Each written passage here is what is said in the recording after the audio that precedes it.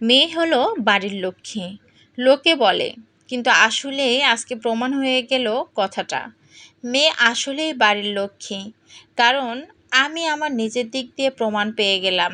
আমি যতবারই নীলফামারীতে আসি না কেন বাবার বাড়িতে, কোনো না কোনো দাওয়াত আমার বাবা পাবেই। আর আমি যখন বাসায় আসবো তখনই ঠিক দাওয়াতটা, আর আমি সহ সেই দাওয়াত খেতে হয়। যাই হোক, আমি আজকে যে ব্লগটি শেয়ার করতেছি সেটা একটা মুখে ভাতের অনুষ্ঠানের একটা ব্লগ। এই যে কিউট বাচ্চাটা দেখতেছেন, মাশাআল্লাহ অনেক সুন্দর, তাই না? এটা আমার সম্পর্কে নাতি হবে। কিরকম একটু বোঝাই বলি, আমার ছোট ভাইয়ের মেয়ের ছেলে। এখন আবার চিন্তা করবেন যে আমার ছোট ভাই, তার তো বয়স কম, তার আবার মেয়ে, কেমন কথাটা। এই যে দাঁড়িয়ে আছে, যে এই ভাইকে দেখতেছেন, এই যে দাঁড়িয়ে ভাত নিয়ে ক্যামেরার দিকে তাকাইছিল, সে হচ্ছে আমার ছোট ভাই, তার মেয়ে।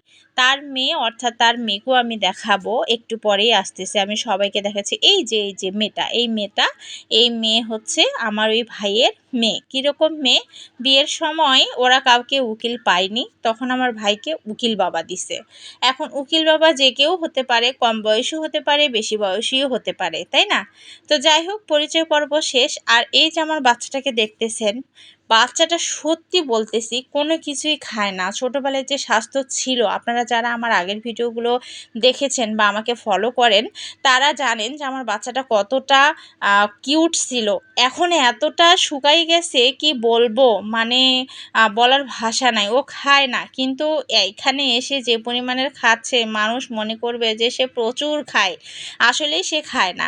যাই হোক, আমাদের খাওয়া দাওয়া শেষ। আর এই তো আমার ছোটো ভাইয়ের বউ আর আমার মা, ছেলে, আমরা সবাই রাস্তায় হাঁটতেছি পান খেতে খেতে। আর ছেলে যে এত খুশি, কি বলবো।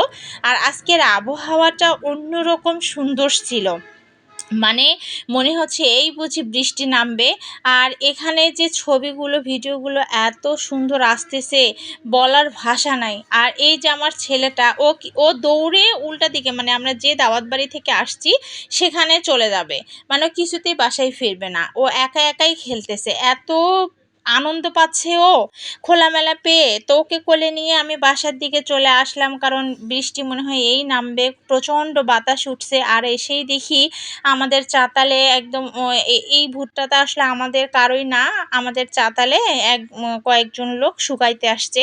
তো ভিজে যাবে বৃষ্টিতে, তাই আমরা সবাই মিলে ওনাদেরকে কাজে একটু হেল্প করছি। শুধু আমি একা না, আমার বাড়ির সবাই কাজে হেল্প করছে। আর এই তো ছেলে খেলতেছে, ও কিছুতেই বাসার ভিতরে যাবে না। এদিকে তো একটু একটু করে বৃষ্টি পড়তেছে, ভিজে যাবে ও। দেখেন কীরকম টানাটানি করতেছে, তারপর সে বাসায় যাবে না, সে এখানেই থাকবে, খেলবে। আর এই চাতালটাও ওর খুব প্রিয়। যখন বাড়ি থেকে আমি বের হয়ে আসি এই চাতালের মধ্যে, তখনও কিছুতেই বাসার ভিতরে যাবে না, ওর এতটাই পছন্দ।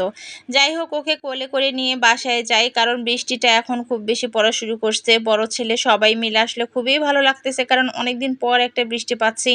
আর আবহাওয়াটাও এত সুন্দর লাগতেছে, একদম ঠান্ডা ঠান্ডা বৃষ্টি। আর এই তো আমি ঘরের মধ্যে আসলাম, ঘরের জানালা দিয়ে একটু ভিডিও করার চেষ্টা করছি। বাহিরের প্রকৃতিটা আসলেই সুন্দর লাগতেছে। তো আল্লাহ হাফেজ, আসসালামু আলাইকুম।